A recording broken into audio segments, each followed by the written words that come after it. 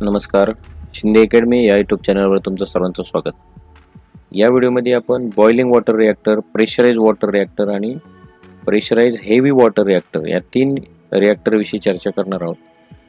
हे जे रिॲक्टर आहेत हे ॲटॉमिक एनर्जीवर चालणारे आहेत. यामध्ये युरेनियम 235 हा युरेनियमचा आयसोटोप वापरला जातो याच्यामध्ये, आणि याच्यापासून ॲटम बॉम्ब पण बनवतो आपण. परंतु ॲटम बॉम्ब बनवून दुसऱ्यांना मारण्यापेक्षा आपण रिॲक्टर बनवून वीज मिळवलेली कधी पण चांगली असते. म्हणून त्याचा विधायक कामासाठी वापर करणं गरजेचं आहे. तर आतापर्यंत मानवाने 3 प्रकारचे रिॲक्टर बनवलेले आहेत, आणि या रिॲक्टरचं काम कसं होतं हे आज आपण पाहणार आहोत. आणि तिघांमध्ये पण काही फायदे तोटे आहेत, त्याच्याविषयी आपण आज चर्चा करणार आहोत. यामध्ये पहिला आहे boiling water reactor. Boiling water रिॲक्टरमध्ये काय होतं की हा जे एक डोम आहे या डोमच्या आतमध्ये आपण युरेनियमचे असे बंडल बनवतो आणि तो बंडल इन्सर्ट करतो. यामध्ये ॲटॉमिक चेन रिॲक्शन होते. हे चेन रिॲक्शनमध्ये प्रचंड उष्णता बाहेर पडते, प्रचंड रेडिएशन बाहेर पडतं. आता यामध्ये जे युरेनियम आहे, युरेनियमवर जर समजा एक इलेक्ट्रॉन जर त्याच्यामध्ये आदळला तर त्याच्यातून 3 न्यूट्रॉन बाहेर पडतात. बेरियम आणि क्रिप्टॉन हे 2 वेगळे एलिमेंट तयार होतात आणि 3 न्यूट्रॉन त्याच्यातून बाहेर पडतात. हे 3 न्यूट्रॉन पुन्हा 3 ॲटमवर जाऊन आदळतात. त्यामुळे काय होतं की काही सेकंदाच्या आतमध्ये काही टनाचा बॉम्ब फुटून मोकळा होतो. तर आपल्याला ह्या न्यूट्रॉनला आवर घालायचा आहे, आणि म्हणून यामध्ये वापरलं जातं पाणी. तर पाणी कशापासून बनलेलं आहे ते H2O. आणि पाण्याचा असा गुणधर्म आहे की पाण्यासारखा पदार्थच नाही कुठे जगामध्ये, कारण पाणी सगळ्यात जास्त उष्णता शोषून घेतं. त्याची स्पेसिफिक हीट कॅपॅसिटी सगळ्यात जास्त आहे. म्हणजे फक्त पाणी नाही बरं का, पाणी 3 नंबरला आहे. सगळ्यात जास्त आहे हायड्रोजन, 2 नंबरला आहे हेलियम, आणि 3 नंबरला पाणी आहे. परंतु हायड्रोजन आणि हेलियम हे गॅसेस फॉर्ममध्ये आहे. आपल्याला लिक्विड फॉर्ममध्ये पाहिजे, कारण ते पाणी पूर्णपणे उष्णता त्याची शोषून घेते. ॲटॉमिक रिॲक्टरची उष्णता शोषून घेतं पाणी. परंतु पाण्याचा एक प्रॉब्लेम कसा आहे की पाणी 100 डिग्रीलाच उकळतं. म्हणून त्याच्यावर थोडासा प्रेशर जर दिला तर ते 100 डिग्रीला न उकळता 150, 200, 300 डिग्री सेल्सिअसचा उकळायला सुरुवात करतं. आणि या प्रक्रियेमध्ये खूप उष्णता शोषून घेत असतं. ते 300 डिग्री सेल्सिअस पर्यंत त्याचं टेम्परेचर जरी गेलं असलं तरी पण ते त्या ह्याच्यामध्ये खूप उष्णता शोषून घेतं. आणि म्हणून ॲटॉमिक रिॲक्टरमध्ये आपण पाणी भरतो डायरेक्टली. पण तुम्हाला एक व्हिडिओ दाखवतो मी. यामध्ये ॲटॉमिक रिॲक्टरच्या आतमध्ये काय घडते ते याच्यामध्ये आहे. तर याच्यामध्ये पाणी भरलेले आहे, आणि हे ॲटॉमिक रिॲक्टर आता चालू झालेले आहे. चालू झाल्यानंतर हे पाणी काय करणार आहे, पूर्ण ॲटॉमिक रिॲक्टरची जी उष्णता आहे ती घेणार आहे, आणि उष्णता घेतल्यानंतर ते उकळणार आहे. म्हणजे थोडक्यात काय, तर हा जो डोम आहे या डोममध्ये पाणी भरलेलं आहे आपण, आणि हे पाणी उकळणार. उकळल्यानंतर ते बाहेर येणार. बाहेर आल्यानंतर डायरेक्टली टर्बाईनवर आदळणार. टर्बाईनवर आदळल्यानंतर टर्बाईन फिरणार. टर्बाईन जनरेटरला जोडलेले, आणि हे जे टर्बाईन फिरल्यानंतर जे पाणी आहे, पाण्याची वाफ आहे, या पाण्याच्या वाफेचं पुन्हा 100% आपण पाण्यामध्ये रूपांतर करतो. 100% बरं का. याच्यामध्ये एक वाफेचा कण सुद्धा इकडे तिकडे गेला नाही पाहिजे. 100% मोठमोठे कंडेन्सर असतात. त्या कंडेन्सरमध्ये ती वाफ फिरवली जाते आणि 100% पाण्यामध्ये रूपांतर केलं जातं. आणि हे पाणी पुन्हा आपण हाय प्रेशर पंपाने पुन्हा ॲटॉमिक रिॲक्टरमध्ये पाठवतो. तर हा एक लूप तयार होतो म्हणजे ॲटॉमिक रिॲक्टरमध्ये पाणी जातं, पाणी गेल्यानंतर ते उकळतं, उकळल्यानंतर त्याची वाफ होते, वाफ झाल्यानंतर ते आपण टर्बाईनवर आदळतो. टर्बाईनमधून मेकॅनिकल एनर्जी तयार होते. त्या मेकॅनिकल एनर्जीवर जनरेटर फिरतं, आणि ही जी वाफ आहे ही वाफ आपण कंडेन्सरमध्ये पाठवतो. कंडेन्सरमध्ये 100% त्या वाफेचं पाण्यात रूपांतर केलं जातं, आणि हे जे पाणी आहे पुन्हा पंपाच्या द्वारे पुन्हा आपण ॲटॉमिक रिॲक्टरमध्ये पाठवतो. तर कंडेन्सरमध्ये ज्या वेळेला आपण पाणी पाठवतो त्यावेळेला त्या पाण्यातली जेवढी हीट आहे तेवढी सगळी आपण ॲब्झॉर्ब करतो. त्याच्यामुळे जे नॉर्मल टेम्परेचरचं पाणी आहे हे जर आपण रिॲक्टरमध्ये जर पाठवलं तर खूप इफिशियंटली आपण रिॲक्टरमधली हीट आपण युजफुल वर्कमध्ये कन्वर्ट करू शकतो. हा याचा बॉइलिंग वॉटरचा एक सगळ्यात महत्त्वाचा फायदा आहे बॉइलिंग वॉटर रिॲक्टरचा, की आपण पाणी जे आहे ते नॉर्मल टेम्परेचरचं पाणी आतमध्ये पाठवतोय. त्याच्यामुळं रिॲक्टर मधली सगळी हीट आपल्याला वापरता येते. आणि दुसरा फायदा असा आहे की हे सिंपल स्ट्रक्चर आहे, कारण याला खर्च कमी लागतो. कारण पाणी आतमध्ये जाते, वाफ होते, बाहेर येतं, कंडेन्सरमध्ये पाठवायचे. याच्यामध्ये हलणारे डुलणारे फक्त एकच पार्ट आहे, कोणता? टर्बाईन. दुसरा काय याच्यामध्ये कोणताही पार्ट हलणारा नाही आहे. म्हणजे एकदम सिंपल स्ट्रक्चर आहे. पण याचं अजून एक अडचण अशी आहे की यामध्ये जे न्यूक्लिअर रिॲक्टर आहे त्या रिॲक्टरमध्ये न्यूट्रॉन ॲडिशन होतं. कारण पहा, एक न्यूट्रॉन जर युरेनियम आदळला तर बॅरियम क्रिप्टॉन 2 एलिमेंट तयार होतात आणि 3 न्यूट्रॉन बाहेर पडतात. आता हे पाणी कशापासून बनलेलं आहे? H2O. यातला जो हायड्रोजन आहे ना, हा हायड्रोजन खूप म्हणजे न्यूट्रॉनला खूप असं जवळ करतो, खूप जवळचा मित्र आहे त्याचा. तर हा हायड्रोजन मध्ये एक न्यूट्रॉन गेला तर त्या हायड्रोजनचं रूपांतर ड्यूटेरियम मध्ये होतं. आणि ड्यूटेरियम मध्ये झाल्यानंतर हे पाणी जे असणार आहे ते नॉर्मल पाणी नसणार आहे, ते D2O मध्ये झालं, म्हणजे ड्यूटेरियम ऑक्साईड झालं. तर यामध्ये काय झालेलं आहे, हे 3 न्यूट्रॉन जे बाहेर पडलेले होते एका ॲटम फुटल्यानंतर, त्याच्यातले काही न्यूट्रॉन हे पाण्याने शोषून घेतले. म्हणजे ह्या न्यूट्रॉनचा स्पीड जो आहे तो कमी करण्यासाठी आपण पाणी वापरतो. आणि त्याच्यामुळे जी रिॲक्शन आहे ती वेगाने न होता स्लो होते. तर हा त्याचा फायदा आहे. आता बॉइलिंग वॉटर रिॲक्टरमध्ये जे पाणी गेलेलं आहे त्या पाण्याचं थोडक्यात काय झालंय, ते रेडिओ ॲक्टिव्ह पाणी झालेलं आहे. आता हे रेडिओ ॲक्टिव्ह असलेलं पाणी, त्याची वाफ हे आपण टर्बाईनवर आदळवतो आणि टर्बाईनमधून कंडेन्सरमध्ये पाठवतो. हे पूर्णपणे रेडिओ ॲक्टिव्ह पाणी आहे. आणि यामुळे जर समजा टर्बाईनमध्ये काय बिघाड झाला ना, होतोच बिघाड. जर बिघाड झाला तर तुम्हाला जर ते खोलायचं असेल तर ते वाफेचं काय करायचं? कारण वाफ तर पूर्णपणे रेडिओ ॲक्टिव्ह आहे. त्याच्यामुळं याचा जो मेंटेनन्सचा खर्च आहे तो खूप मोठा असतो बॉइलिंग वॉटर रिॲक्टरचा. हे सिंपल स्ट्रक्चर आहे परंतु याचा खतरनाक काम आहे का ते, कारण पूर्णपणे तो व्यक्ती त्या ठिकाणी जायचा आहे, त्याला प्रत्यक्ष तो रेडिओ ॲक्टिव्ह पाण्याशी संपर्क करणार आहे. त्याच्यामुळं त्याच्या जीवाला धोका पण असू शकतो. त्यामुळं बॉइलिंग वॉटर रिॲक्टर हे थोडेसे धोकादायक असतात. तर भारतामध्ये 2 आहेत बॉइलिंग वॉटर रिॲक्टर. त्याच्यामध्ये तारापूर जे आहे त्या तारापूरमध्ये 2020 मध्ये याच्यामध्ये थोडासा स्फोट झाला होता. 2020 मध्ये ही बातमी कदाचित तुम्हाला ऐकायला पण मिळाली नसेल. तर 2020 मध्ये भारतामध्ये मायनर स्फोट झाला होता. त्याचे जे काही बिल्डिंग आहे त्याला क्रॅक गेले होते आणि या वेळेला हा बॉइलिंग वॉटर रिॲक्टर पूर्णपणे बंद केला आणि आता त्याचे पूर्णपणे हे झाले 24ला तो पुन्हा ऑपरेशनल झालेला आहे.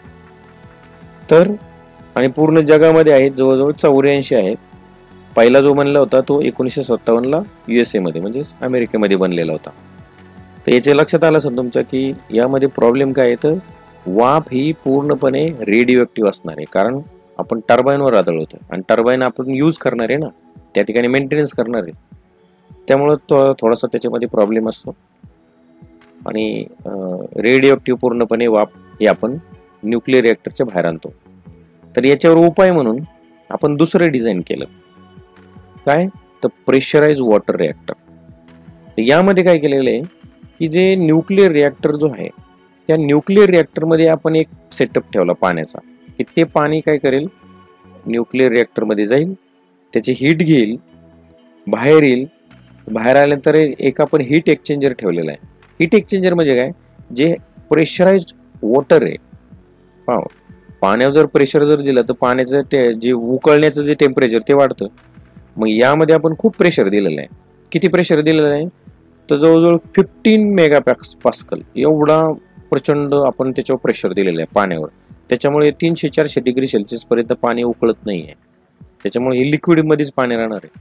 आणि ही जी न्यूक्लिअर रिॲक्टर मधली जी हीट आहे ती हीट आपण पूर्णपणे हे पाणी बाहेर शोषतं आणि बाहेर आल्यानंतर आपण हे जे दुसरं शुद्ध पाणी आहे त्या पाण्याला आपण हे हीट एक्सचेंजर आहे त्याला गरम करतो.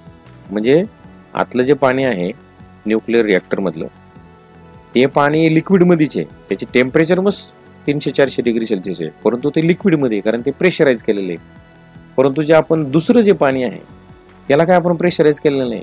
त्याच्यामुळे ते पाणी त्याच्या संपर्कात आलं की 400 डिग्री सेल्सिअस अचानक भेटल्यानंतर त्याचं वाफेत रूपांतर होतं. ही वाफ आपण टर्बाईनवर पाठवतो. टर्बाईनवर पाठवल्यानंतर टर्बाईन फिरतं, त्याच्यातून इलेक्ट्रिसिटी जनरेट होते. आणि आता ही वाफ जी आहे, ही वाफ प्रत्यक्ष न्यूक्लिअर रिॲक्टरच्या संपर्कात आलेली नाही आहे. ही कोणाच्या संपर्कात आलेली आहे? हीट एक्सचेंजरच्या. हीट एक्सचेंजर म्हणजे आतमध्ये स्पायरलमध्ये असा पाईप असतो, त्या पाईपमधून हे रेडिओ ॲक्टिव्ह पाणी फिरत असतं. ते रेडिओ ॲक्टिव्ह रेडिएशन काय पाईपाच्या बाहेर येत नाही.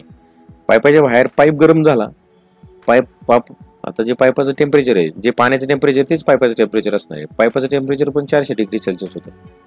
त्याच्यामुळे काय होतं, आणि आतले रेडिओ ॲक्टिव्ह मटेरियल पाण्याच्या पाईपाच्या बाहेर येत नाही.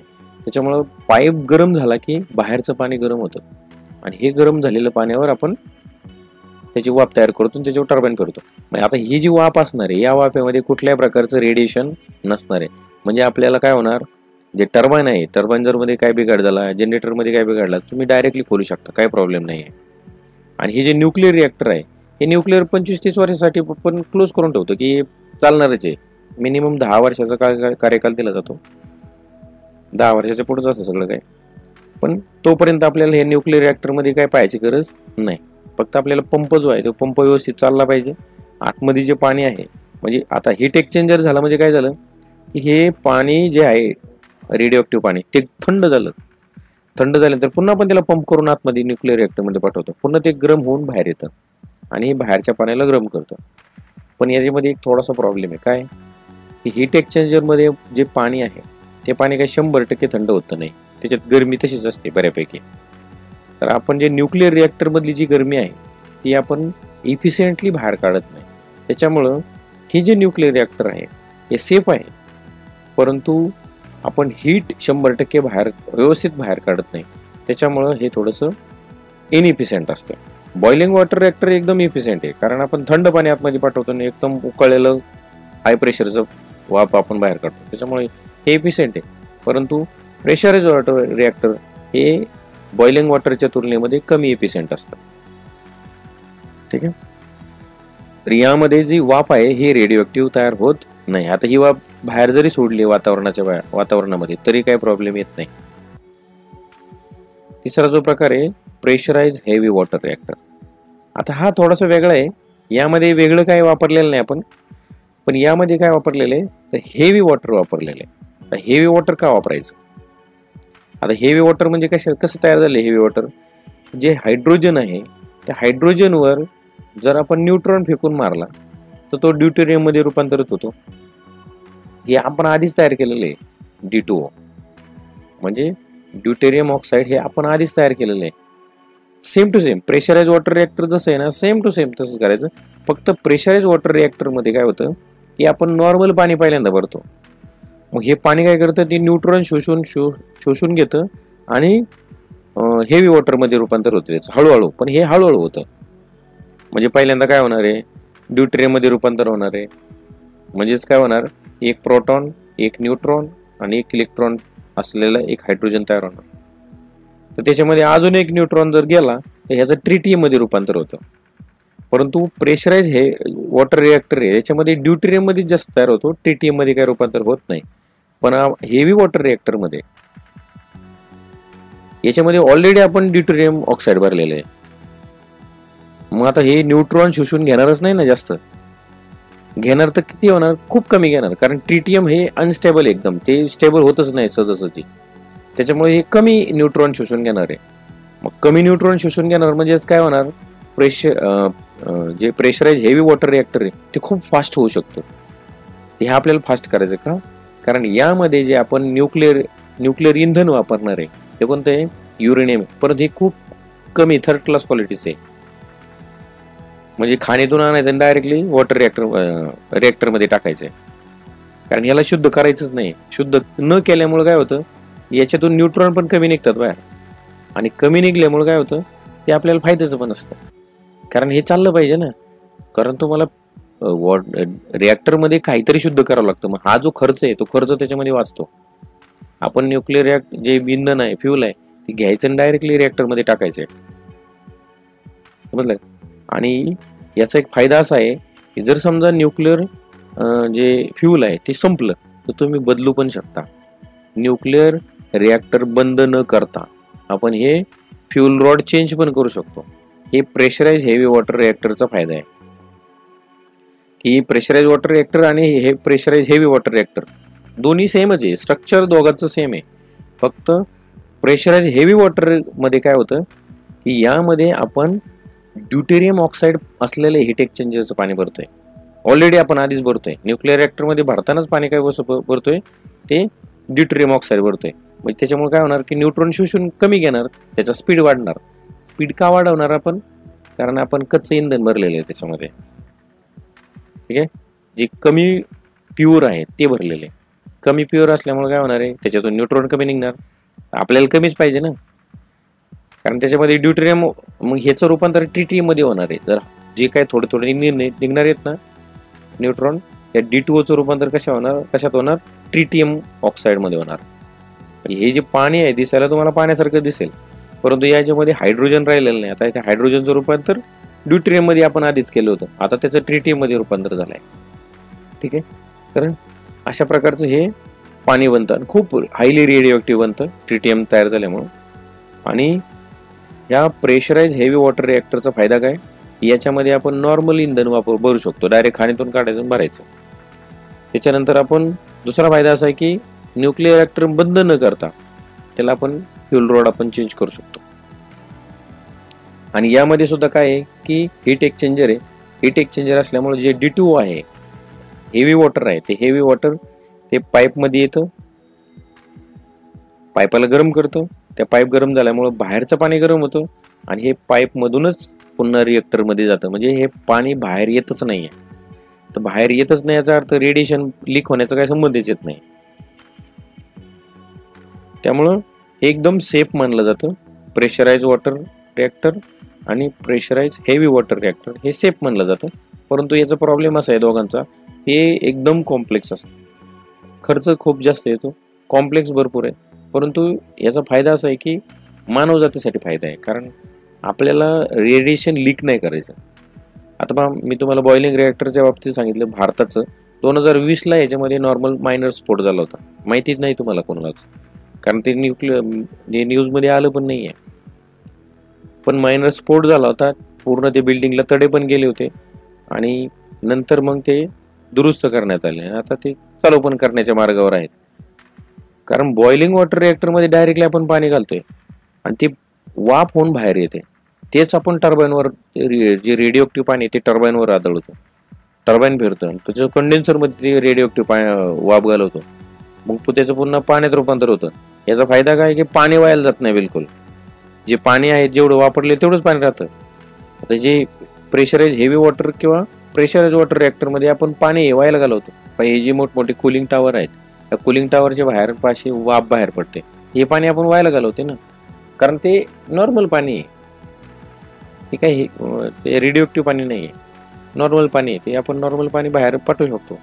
परंतु जे हेवी वॉटरचं वाफ आहे रूममध्ये झालेलं ते आपण बाहेर वातावरणात सोडू शकत नाही. मग बॉइलिंग वॉटर रिएक्टरचा फायदा काय? पाण्याची बचत होते, खर्चाची बचत होते, या दोन गोष्टी बस वाचतात. त्याच्याबरोबर आपण इफिशियंटली पाण्याची जी आपण याच्याबरोबर इफिशियंटली आपण ही एनर्जी बाहेर काढू शकतो, कारण पाणी आपण नॉर्मल टेम्परेचरला थंड करतोय. त्याच्यामुळे हे खूप उष्णता बाहेर शोषून घेतं. हे 3 फायदे सोडून बॉइलिंग वॉटर रिएक्टरचे हे काही फायदा नाही, सगळे तोटेच आहेत.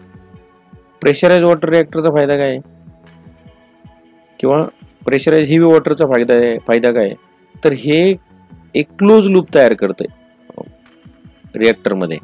म्हणजे रिएक्टरमधलं जे हीट आहे ते बाहेर घेऊन येणार, हीट एक्सचेंजरला देणार, पुन्हा आतमध्ये जाणार. ते एक क्लोज लूप तयार होतं. आणि हे जे दुसरं जे बाहेरचं पाणी आहे ते आपण गरम करून त्याच्यावर चालवतो आपण टर्बाईन. त्याच्यामुळे रेडिएशन टर्बाईनमध्ये जातच नाही, त्यामुळे टर्बाईनचं मेंटेनन्स करायला आपल्याला सोपं जातं. ठीक आहे, तर अशा प्रकारे आपण boiling water reactor, pressurise water reactor आणि प्रेशराइज हेवी वॉटर रिएक्टर यांच्याविषयी आपण चर्चा केली. तर हा व्हिडिओ तुम्हाला आवडला असल्यास ह्या व्हिडिओला लाईक करा, तुमच्या मित्रांना हा व्हिडिओ शेअर करा आणि असेच व्हिडिओ पाहिजे असतील तर माझ्या चॅनलला सबस्क्राईब करा. धन्यवाद.